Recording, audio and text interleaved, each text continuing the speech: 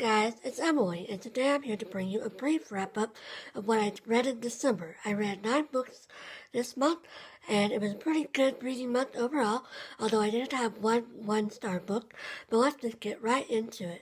The first 2 books that I read in December were the Wayfarer series by Becky, The Long Way to a Small English Planet, and then followed immediately by A Close and Common Orbit.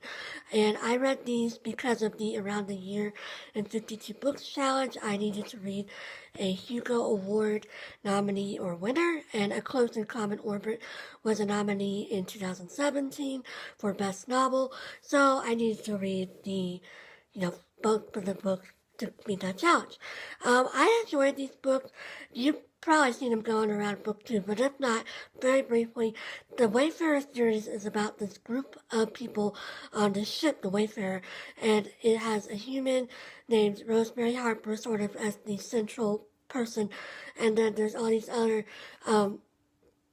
characters that go along with it in the crew, and it's a lot like Firefly, if you ever watched that show, and I did, I really liked that show, and I found this really good. I didn't like this sequel as much, mostly because it only focused on 2 characters, and neither one of those characters were ones that I was particularly interested in, but it was still a good book, and I'm glad I read them.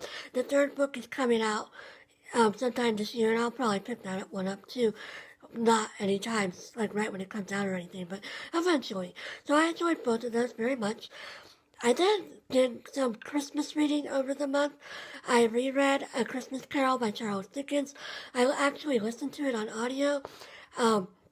I did what's called audio coloring, where I colored in a coloring book, and then I listened to the book while I read it while I did that in one afternoon over a period of 3 hours. So I enjoyed this. Of course, A Christmas Carol is about Ebenezer Scrooge and the meaning of the 3 spirits and how it changes his outlook and all that. I'm sure you've heard the story or at least seen one of the movie adaptations. I enjoyed listening to it. I listened to the version narrated by Jim Dale, and Jim Dale is always a great narrator. I then read the next day, in one day, The Further Adventures of Ebenezer Scrooge by Charles Lovett, and this is a very short little book that I got at the library. I read this in 2 sittings. I read the first half of it at Barnes & Noble while enjoying a coffee, and then I finished it at home in my chair. This is a little book about 20 years after the events of A Christmas Carol on June 21st, the summer solstice. Scrooge decides to enlist the help of the 3 spirits to change the hearts of his nephew Fred, his partner in work Bob Cratchit, and 2 of his banker friends, to show them that one man can do a lot, but multiple people can do a lot more and change society. And it's just a really sweet book. I actually really recommend it. I enjoyed it quite a lot. And I found it really sweet, and it was a perfect little pre-Christmas read. The next book I read, or finished in December, was Christmas Stories, edited by Diana Secker Tesdell. This was a present that I got last Christmas. This is just 20 short stories by various famous writers. I enjoyed this, but I didn't like it as much as I thought I would, because a lot of the stories are very depressing, and it just made me feel depressed every time I picked it up, which is not what I want to feel at Christmas time. I know grief is a big part of Christmas, but to me, it's like, I don't know, I just felt like it was sort of a downer book, so I wouldn't necessarily recommend it unless you are already feeling blue and are looking for something that matches your mood that's also appropriate for Christmas. The one story that I really loved in this collection was called Where God Is, Love Is, and it was by Tolstoy, and it was a really sweet story, and I really enjoyed it.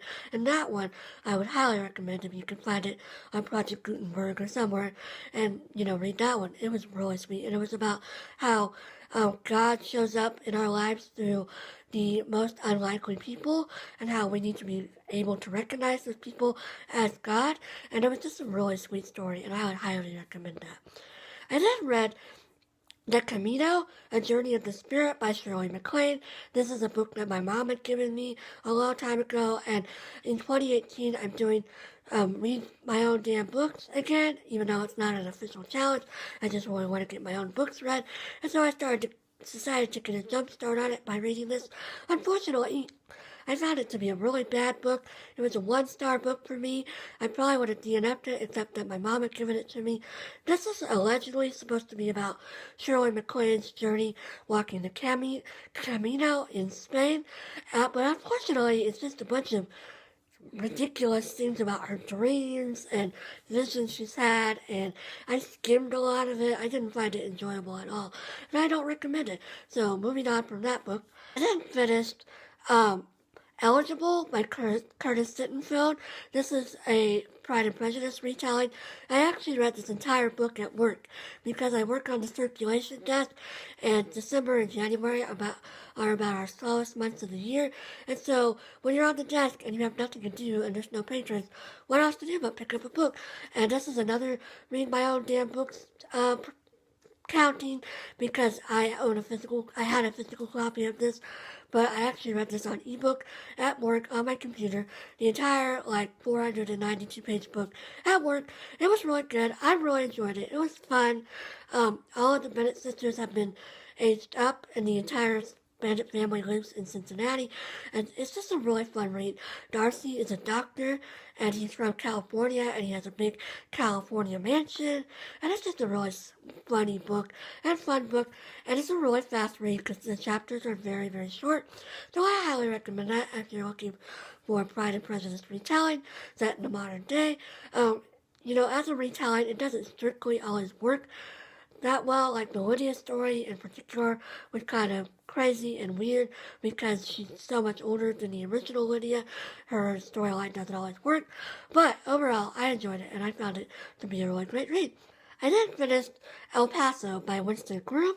This is a book that I received last Christmas as well. This is a very chunky book. It's another 475-page book. This one I read at home on my own time. I found this book okay.